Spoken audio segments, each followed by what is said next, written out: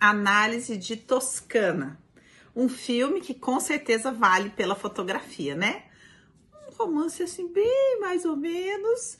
E um mundaréu de mensagem que todo mundo me mandou para falar: Dani, que filme maravilhoso para falar sobre tomar o pai. Faz uma análise? Vamos fazer a análise então. Só que a grande questão aqui é: será que ele tomou o pai? Eu acho que não. Então vamos construir um pouquinho aqui esse entendimento a partir da teoria do Bert, né? O filme é muito legal para mostrar uma fala do Bert, que é: quem se arroga um lugar de superioridade com relação aos pais experimenta a queda que precede a ruína. É isso. Então o filme começa com ele nessa arrogância, intolerante, raivoso, né? Por causa desse amor interrompido com relação ao pai. Então toda essa raiva que ele sentia era sua potência não autorizada, não abençoada pela presença do pai, né? Veja que aqui eu não estou dizendo que o pai tem que verbalmente abençoar isso, mas eu estou dizendo que ele sofria de muita raiva por não se perceber inteiro e não saber o que estava faltando, e sentir muita raiva, transformar a falta que o pai fazia em raiva do pai. E aí projetava esse pai em todo mundo que tinha minimamente uma autoridade, nem que fosse aquele moço lá do dinheiro, a quem ele tratou absurdamente mal. Então, geralmente é assim: aquele que tá com amor interrompido com relação ao pai, aquele que se sente maior do que o pai, tá fora do seu lugar, tem essa pretensão absurda de se provar o melhor em tudo, porque na verdade está competindo com o pai, não se submete a nenhum tipo de autoridade, né? E tem uma dificuldade grande de estabelecer vínculos. Aí a pessoa vai falar: ai, Dani, isso é uma pergunta que muita gente fala: Dani, mas a questão de afeto, de amor, de relacionamento não tem a ver com a mãe, e a questão de trabalho, não sei o que, não tem a ver com o pai, e a questão de dinheiro, não sei o que, com a mãe. Gente, presta atenção, o Bert diz o seguinte: a pessoa que quer experimentar o sucesso precisa estar de mão dada com o pai e com a mãe. O sucesso pertence às pessoas inteiras, tá? Numa perspectiva sistêmica. Então não é uma questão de que é o pai ou é a mãe, quem não é inteiro não consegue viver as coisas direito. É essa a proposta de se tomar pai e mãe. Então a gente vê uma mãe sensacional, super compreensiva, maravilhosa, com quem ele tinha um relacionamento aparentemente muito bom. Mas o que ele faz com aquela raiva? E essa raiva, gente, é muito presente na vida dos homens que são impedidos por alguma razão de estar com o pai. Geralmente eles tentam proteger a mãe desta raiva. Muitos conseguem, muitos não conseguem, e aí a gente vai ter dois perfis assim bem estereotipados. Um primeiro, que é um homem completamente embotado, então esse homem tende a engordar, tende a se encaminhar para pornografia, tende a ter vícios de doce, tende a buscar uma relação materna com as mulheres, e tende a ter zero poder de realização, deprimido, aí diabetes, isso, aquilo, videogame, blá, blá, blá, vocês conhecem o perfil. Por quê? Porque esse caminho para a potência, que é o relacionamento com o pai, não acontece, esse homem fica embotado, e aquela própria potência que também se desenvolve via sexualidade fica reprimida e não autorizada, porque ele não vai liberar isso próximo da mãe, porque isso pode ser perigoso, né? Tô falando psiquicamente, óbvio. Então ele embota tudo isso e dificilmente consegue encontrar um caminho de liberação para a própria potência. E isso vai afetar a vida sexual, vai afetar o relacionamento com o corpo, então por isso que engorda, por isso que tende a ficar arredondado, tende a ter uma visão negativa da sexualidade, por isso tende a ser viciado em pornografia, tende a ter dificuldade, né, de ocupar o lugar de um homem em um relacionamento. Então a gente vê ele com traços assim, é claro que não mostra essas partes obscuras, mas a gente vê ele com esses traços bem irritadiços, trabalha com uma mulher que evidentemente tá à disposição para ter um relacionamento afetivo com ele, que ele não quer. E aí ele, falido, descobre que recebeu a herança do pai e vai lá para se desfazer de tudo. E aí começa o enredo do filme, né?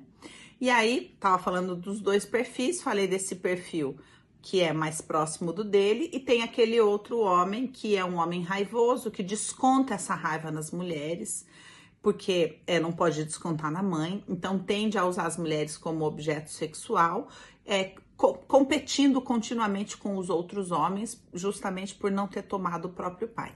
Então tende a ser esses, eu sou o melhor, eu sou o que joga melhor, é o que faz musculação o tempo inteiro, vai para o outro estereótipo, e aí precisa ficar provando que ele é o melhor em tudo o tempo todo, porque dentro de si está competindo com o pai.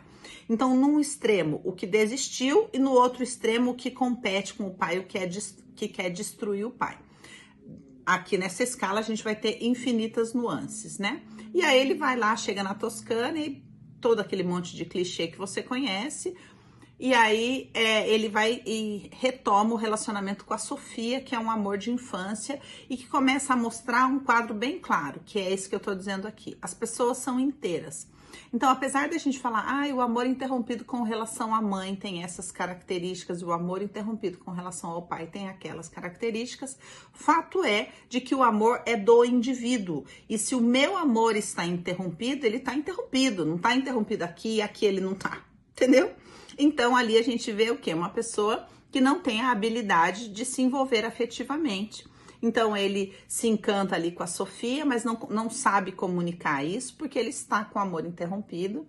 E aí se descobre meio que gostando dela, estraga tudo no casamento de maneira horrível, né? Porque ele não sabe se comunicar.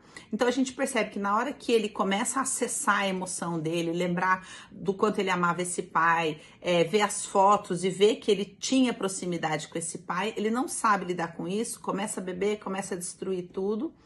E aí a gente entra na história da Sofia.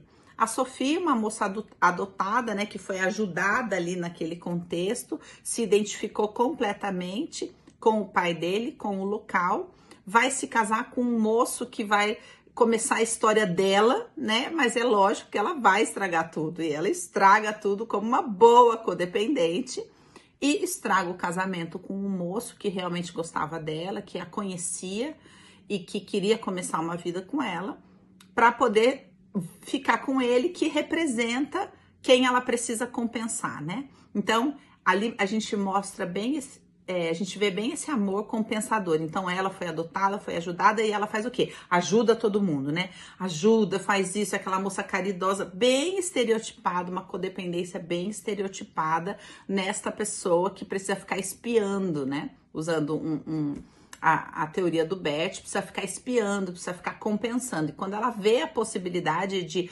pagar por ter sido resgatada, resgatando o Theo, lógico que ela estraga tudo na vida dela para ficar com ele. Ele ali toma um porre, destrói a estátua do pai e depois senta para beber com o pai. E muita gente interpretou isso como ele estando tomando o pai. Gente, olha, não poderia estar mais longe no caso, não é mesmo?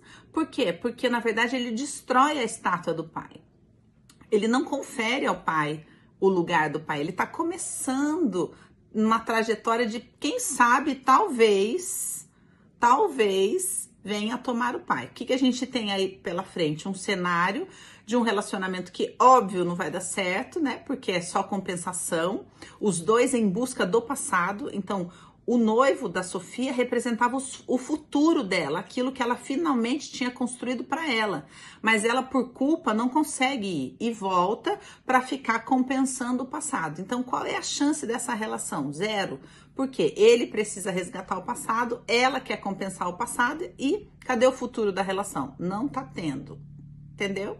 Então, por que eu quis fazer essa análise? Justamente pela quantidade de mensagem, ele tomando o pai. Eu falei, acho que vocês não entenderam muito bem o que vem a ser tomar o pai, e o quanto destruir a estátua do pai nada tem a ver com tomar o pai. Por quê? Porque aquela era uma conquista do pai. As pessoas ali, elas gostavam daquilo, aquilo fazia sentido.